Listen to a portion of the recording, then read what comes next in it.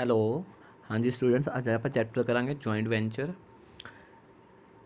Joint venture ਕੀ ਚੀਜ਼ ਹੈ, ਸਭ ਤੋਂ ਪਹਿਲਾਂ ਇਹ ਆਪਾਂ ਨੂੰ ਪਤਾ ਹੋਣੀ ਜ਼ਰੂਰੀ ਹੈ। ਜੁਆਇੰਟ ਵੈਂਚਰ ਕੀ ਹੁੰਦਾ, ਜਿਵੇਂ ਕੋਈ ਵੀ ਏ ਔਰ ਬੀ ਪਰਸਨ ਹੈ, ਕਿਸੇ ਵੀ ਪਰਪਸ ਲਈ ਉਹ ਇਕੱਠੇ ਹੁੰਦੇ ਨੇ, ਕੋਈ ਵੀ ਕੰਮ ਨੂੰ ਕੰਪਲੀਟ ਕਰਨ ਲਈ ਉਹ ਇਕੱਠੇ ਹੁੰਦੇ ਨੇ। ਦੈਨ ਜਦੋਂ ਕੰਮ ਕੰਪਲੀਟ ਹੋ ਜਾਂਦਾ ਦੈਨ ਉਹ ਪ੍ਰੋਫਿਟ ਸ਼ੇਅਰ ਕਰਦਾ ਹੈ। ਓਕੇ, ਹੁਣ ਤੁਸੀਂ ਕਹੋਗੇ ਕਿ ਪਾਰਟਨਰਸ਼ਿਪ ਵਿੱਚ ਇਸ ਤਰ੍ਹਾਂ ਹੁੰਦਾ ਸੀਗਾ। ਦੇਖੋ, ਇਹ ਪਾਰਟਨਰਸ਼ਿਪ ਜੁਆਇੰਟ ਵੈਂਚਰ ਨਾਲੋਂ ਡਿਫਰੈਂਟ ਹੈ। ਪਾਰਟਨਰਸ਼ਿਪ ਵਿੱਚ ਜੋ ਪਾਰਟਨਰਸ ਹੁੰਦੇ ਨੇ, ਉਹ ਅਗਰ ਕੋਈ ਬਿਜ਼ਨਸ ਕਰਦੇ ਨੇ ਉਹ ਲੌਂਗ ਟਾਈਮ ਲਈ ਕਰਦੇ ਨੇ, ਬਟ ਜੁਆਇੰਟ ਵੈਂਚਰ ਵਿੱਚ ਐਸਾ ਨਹੀਂ ਹੈ। ਜੁਆਇੰਟ ਵੈਂਚਰ ਇੱਕ ਸੀਜ਼ਨ ਲਈ ਜਾਂ ਕੋਈ ਮੰਥ ਲਈ, ਈਅਰ ਲਈ, ਜਦੋਂ ਕੰਮ ਕੰਪਲੀਟ ਹੋ ਗਿਆ ਪ੍ਰੋਫਿਟ ਸ਼ੇਅਰ ਖਤਮ। ਬਟ ਪਾਰਟਨਰਸ਼ਿਪ 'ਚ ਇਸ ਤਰ੍ਹਾਂ ਨਹੀਂ ਹੁੰਦਾ। ਐਂਡ ਪਾਰਟਨਰਸ਼ਿਪ ਦੇ ਵਿੱਚ ਆਪਾਂ ਜੋ ਉਹਨਾਂ ਦੇ ਏ ਬੀ ਪਰਸਨ ਜੋ ਕਰਦੇ ਨੇ ਪਾਰਟਨਰਸ਼ਿਪ ਨੂੰ ਪਾਰਟਨਰਸ ਬੋਲਦੇ ਹਾਂ, ਬਟ ਜੁਆਇੰਟ ਵੈਂਚਰ 'ਚ ਅਸੀਂ ਉਸਨੂੰ ਕੋ ਵੈਂਚਰ ਬੋਲਦੇ ਹਾਂ। ਸੁਣਨ ਵਾਲੀ ਗੱਲ ਆ, ਧਿਆਨ ਨਾਲ ਸੁਣਨਾ, ਉਸਨੂੰ ਅਸੀਂ ਕੀ ਬੋਲਦੇ ਹਾਂ, ਕੋ ਵੈਂਚਰ। ਠੀਕ ਹੈ ਜੀ।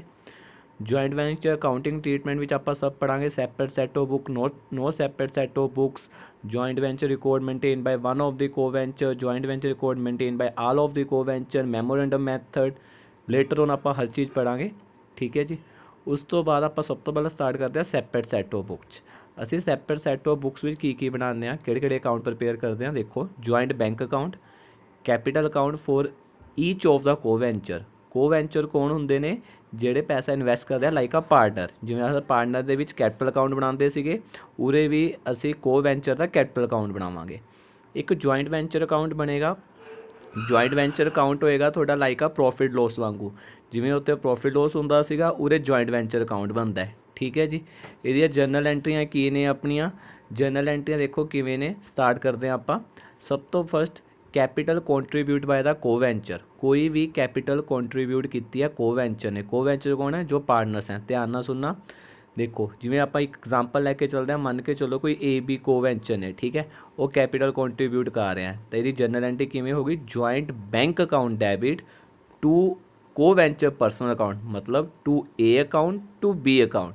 ਅਗਰ ਤੁਸੀਂ ਕਾਪੀ ਹੈ ਨਾਲ ਨੋਟ ਡਾਊਨ ਵੀ ਕਰ ਸਕਦੇ ਹੋ। Joint bank account debit, zoom ਕਰਦੇ ਆ, ਏ ਨੇ 30,000 ਇਨਵੈਸਟ ਕੀਤਾ, ਬੀ ਨੇ 20,000 ਇਨਵੈਸਟ ਕੀਤਾ। To A account 30,000, to B account 20,000, and joint bank ਵਿੱਚ ਆ ਜਾਏਗਾ ਤੁਹਾਡਾ 50,000। ਠੀਕ ਹੈ ਜੀ। ਉਸ ਤੋਂ ਬਾਅਦ ਆਪਾਂ ਨੈਕਸਟ ਐਂਟਰੀ ਕਰਦੇ ਹਾਂ, ਫॉर परचेज ऑफ गुड्स या other asset for the joint venture. कोई भी गुड्स खरीद रहे हैं, ठीक है। देखो हुण जॉइंट वेंचर कोई भी गुड्स खरीद रहा, या तो वो कैश खरीदणगे। अगर कैश खरीदणगे, देखो joint venture to joint bank. उरे हुण ध्यान नाल समझण वाली गल है। आपां सिंपल एंट्री की पाने आ, purchases account debit to cash, purchases account debit to cash. उरे साडा कोई भी अपना नॉमिनल अकाउंट ਲਈ, ਚਾਹੇ ਆਪਣਾ ਕੋਈ ਵੀ ਨੋਮੀਨਲ ਡਿਸਕਾਊਂਟ, ਪਰਚੇਜ਼, ਸੇਲ, ਉਹਨਾਂ ਸਾਰਿਆਂ ਲਈ ਤੁਹਾਡਾ ਕਿਹੜਾ ਅਕਾਊਂਟ ਆਏਗਾ? Joint venture. ਉਹਨਾਂ ਦਾ ਸਬਸਟੀਟਿਊਟ ਕੌਣ ਆਏਗਾ? Joint venture. ਆਪਾਂ ਜਿੱਥੇ ਵੀ ਕੋਈ ਪਰਚੇਜ਼, ਸੇਲ ਵਰਡ ਯੂਜ਼ ਕਰਨਾ, ਉਹਨਾਂ ਦਾ ਸਬਸਟੀਟਿਊਟ ਆਏਗਾ ਜੁਆਇੰਟ ਵੈਂਚਰ। ਹੁਣ ਵੈਸੇ ਆਪਾਂ ਐਂਟਰੀ ਪਾਉਣੀ ਸੀ purchase account debit to cash. ਹੁਣ ਪਰਚੇਜ਼ ਦੀ ਜਗ੍ਹਾ ਕੀ ਆ ਗਿਆ? Joint venture. Joint venture account debit to joint bank. ਕਿਉਂਕਿ ਜੁਆਇੰਟ ਵੈਂਚਰ ਕਿਉਂ ਓਪਨ ਹੋ ਰਿਹਾ, ਆਪਾਂ ਪਹਿਲਾਂ ਹੀ ਦੱਸ ਕੇ ਆਇਆ ਤੁਹਾਨੂੰ ਥਿਓਰੈਟੀਕਲ ਵਿੱਚ। ਜੁਆਇੰਟ ਵੈਂਚਰ ਓਪਨ ਹੋ ਰਿਹਾ to find out the profit loss. ਠੀਕ ਹੈ। तो यदि एंट्री की होगी joint venture account debit to joint bank. Otherwise ये एंट्री की होनी सी purchase account debit to cash, simple cash. ਹੁਣ ਜਦੋਂ ਆਪਾਂ ਕ੍ਰੈਡਿਟ ਪਰਚੇਜ਼ ਕਰਦੇ ਹਾਂ, ਆਪਾਂ ਐਂਟਰੀ ਪਾਉਂਦੇ ਹਾਂ purchase account debit to supplier. But ਆਪਾਂ ਉਹਦੇ ਪਰਚੇਜ਼ ਡੈਬਿਟ ਨਹੀਂ ਕਰ ਸਕਦੇ। ਪਰਚੇਜ਼ ਦੀ ਜਗ੍ਹਾ ਕੀ ਆਏਗਾ? Joint venture account debit to supplier. सी एंट्री चेक करो। If payment is made by the venture out of the private fund. अगर कोई ਜਿਹੜਾ ਵੈਂਚਰ ਹੈ ਆਪਣੇ ਪ੍ਰਾਈਵੇਟ ਫੰਡ ਵਿੱਚੋਂ ਪੇਮੈਂਟ ਕਰਦਾ ਹੈ, ਵੰਸ ਅਗੇਨ ਜੁਆਇੰਟ ਵੈਂਚਰ ਲਈ ਤਾਂ ਚੀਜ਼ ਆ ਰਹੀ ਹੈ, ਆਪਣਾ ਉਹਨਾਂ ਲਈ ਤਾਂ ਪਰਚੇਜ਼ ਹੈ, ਉਹ ਪਰਚੇਜ਼ ਜਗ੍ਹਾ ਕੀ ਡੈਬਿਟ ਕਰਨਗੇ? Joint venture account debit to co venture. ਕਿਉਂ ਕੀਤਾ? ਹੁਣ ਕੋ ਵੈਂਚਰ ਨੇ ਪੇਮੈਂਟ ਕਰਤੀ, ਤਾਂ ਜਿਹੜਾ ਉਹ ਕੋ ਵੈਂਚਰ ਹੈ ਉਹ ਜੁਆਇੰਟ ਵੈਂਚਰ ਦੇ ਲਈ ਇੱਕ ਕ੍ਰੈਡੀਟਰ ਹੋ ਗਿਆ। ਫੋਰ ਐਗਜ਼ਾਮਪਲ ਦੇਖੋ, ਉਰੇ ਮੈਂ ਰੁਕਾਂਗਾ। ਅਗਰ ਮੰਨ ਲਓ ਏ ਬੀ ਸੀ ਤਿੰਨ ਜਾਣੇ ਨੇ ਕੋ ਵੈਂਚਰ, ਕੋਈ ਚੀਜ਼ ਆਈ ਜੁਆਇੰਟ ਵੈਂਚਰ ਲਈ, ਮਤਲਬ ਏ ਬੀ ਸੀ ਤਿੰਨਾਂ ਲਈ, ਬਟ ਪੇਮੈਂਟ ਕਰਤੀ ਸੀ ਨੇ, ਤਾਂ ਹੁਣ ਏ ਬੀ ਦੇ ਲਈ ਜਿਹੜਾ ਉਹ ਸੀ ਹੈ, ਜਾਂ ਏ ਬੀ ਸੀ ਲਈ ਕਹਿ ਲਓ, ਉਹ ਜਿਹੜਾ ਸੀ ਆ ਉਹ ਕ੍ਰੈਡੀਟਰ ਹੋ ਗਿਆ। ਬਾਅਦ ਵਿੱਚ ਉਸਨੂੰ ਉਹ ਪੇਮੈਂਟ ਕਰਨਗੇ। ਠੀਕ ਹੈ ਜੀ। ਤਾਂ ਇਸ ਕਰਕੇ ਉਸ ਕੋ ਵੈਂਚਰ ਨੂੰ ਅਸੀਂ ਕ੍ਰੈਡਿਟ ਕਰ ਦੇਣਾ। ਆਪਣਾ ਐਂਟਰੀ ਕੀ ਹੋਣੀ ਹੈ? ਕੋਈ ਵੀ ਹਮੇਸ਼ਾ ਜੁਆਇੰਟ ਵੈਂਚਰ ਨੂੰ ਡੈਬਿਟ ਕਰਨਾ ਜਦੋਂ ਆਪਾਂ ਪਰਚੇਜ਼ ਕਰਨਾ, ਕਿਉਂਕਿ ਉਹਦੀ ਸਬਸਟੀਟਿਊਟ ਕੀ ਆ ਜਾਣਾ? Joint venture. ਅਗਰ ਕੈਸ਼ ਪਰਚੇਜ਼ ਕਰ ਰਿਹਾ, joint venture to joint bank.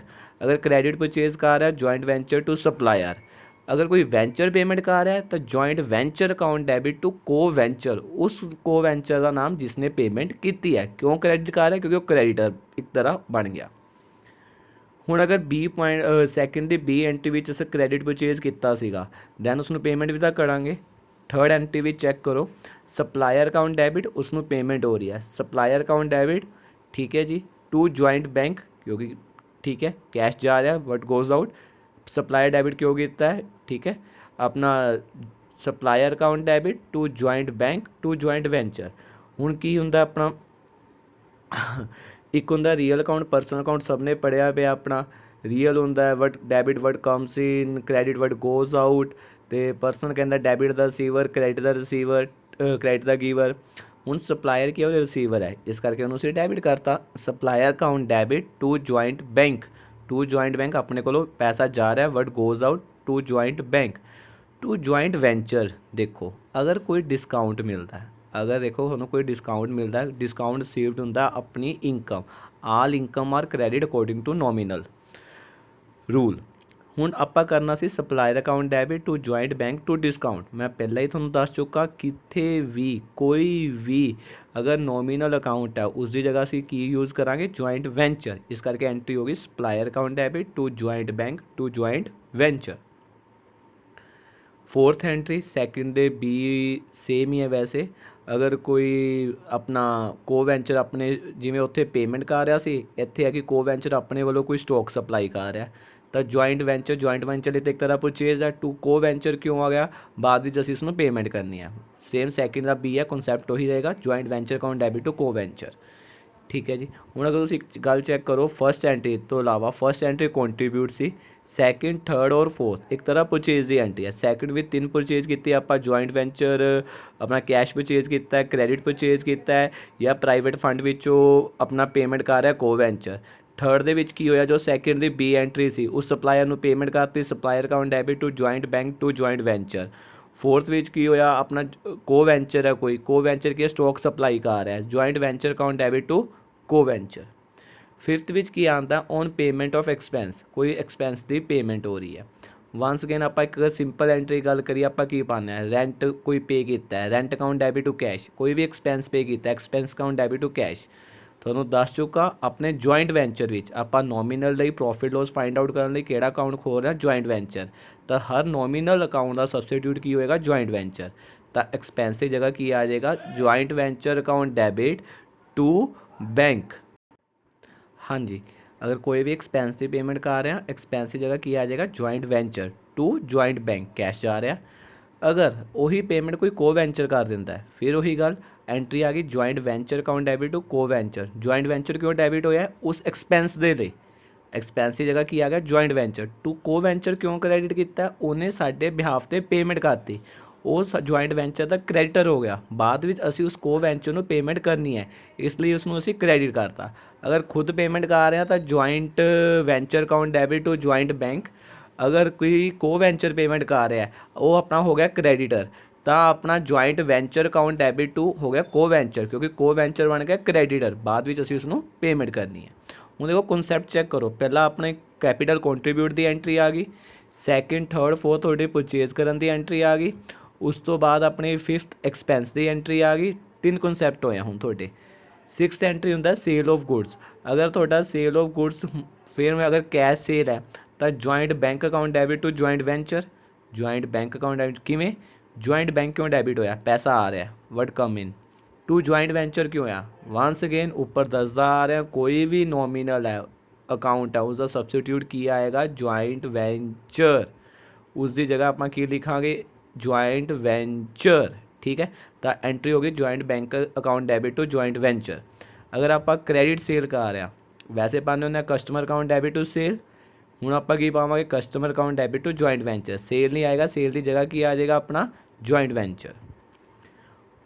Six the B entry आप की, हूँ आप रिसीव करांगे आप किस तरह? देखो जी, on receiving payment from the customer, cash account debit आप करते हैं टू कस्टमर पाने, उरे की पावे जॉइंट बैंक अकाउंट डेबिट, या बिल ड्रॉ हो रहा bill receivable account debit to customer.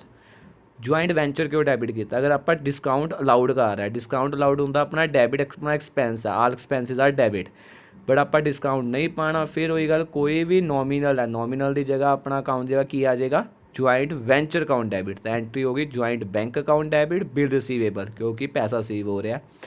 Joint venture ਕੋਈ ਡਿਸਕਾਊਂਟ ਅਲਾਊਡ ਕਰ ਰਿਹਾ ਟੂ ਕਸਟਮਰ। ਅਗਰ ਕੋਈ ਬਿਲ ਡਰੋ ਹੋਇਆ ਸੀਗਾ, ਅਸੀਂ ਉਹ ਇਹ ਆਪਣੀ ਸਿੰਪਲ ਐਂਟਰੀ ਹੈ, ਡਿਸਕਾਊਂਟ ਕਰਵਾ ਰਿਹਾ, ਆਪਾਂ ਬੈਂਕ 'ਚ ਜਾਂਦੇ ਹਾਂ ਡਿਸਕਾਊਂਟ ਕਰਾਉਣਾ। ਇਸ ਬਾਰੇ ਜ਼ਿਆਦਾ ਨਹੀਂ ਬੋਲਾਂਗੇ ਕਿਉਂਕਿ +1 ਦਾ ਤੁਹਾਡਾ ਕਨਸੈਪਟ ਹੈ। ਜੁਆਇੰਟ ਬੈਂਕ ਅਕਾਊਂਟ ਡੈਬਿਟ, ਤੁਹਾਡੇ ਕੋਲ ਪੈਸਾ ਆ ਰਿਹਾ। Joint venture account debit, discounting charges to bill receivable, bill receivable ਠੀਕ ਹੈ ਜੀ, ਕਿਉਂਕਿ ਬਿਲ ਰਿਸੀਵੇਬਲ ਤੁਸੀਂ ਬੈਂਕ ਨੂੰ ਦੇ ਕੇ ਉਸ ਤੋਂ ਪੈਸਾ ਲੈ ਰਹੇ ਹੋ।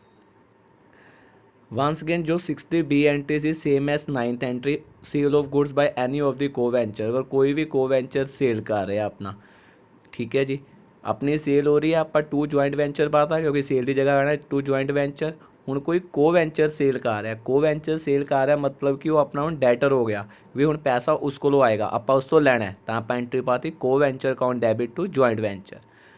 अगे आंदा for bad debts, once again bad debts थोड़ा खर्चा, आप सिंपल एंट्री पाने होंगे आ bad debts account debit to customer, मतलब बैड डेट्स टू कस्टमर। आप बैड डेट नहीं लिख सकते, बैड डेट की जगह आ गया अपना joint venture, joint venture account debit to customer.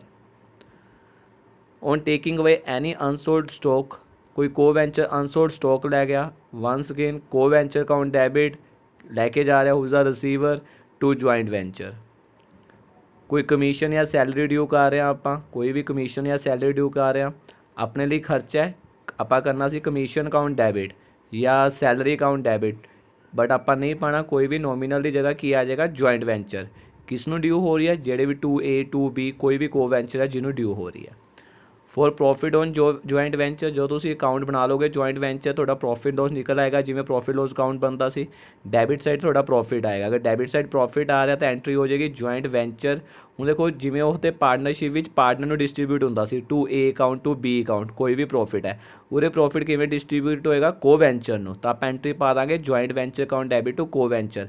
अगर ना भी समझ आया ये एंट्री प्रैक्टिकल ज़्यादा समझ आ जाएगी, ठीक है जी।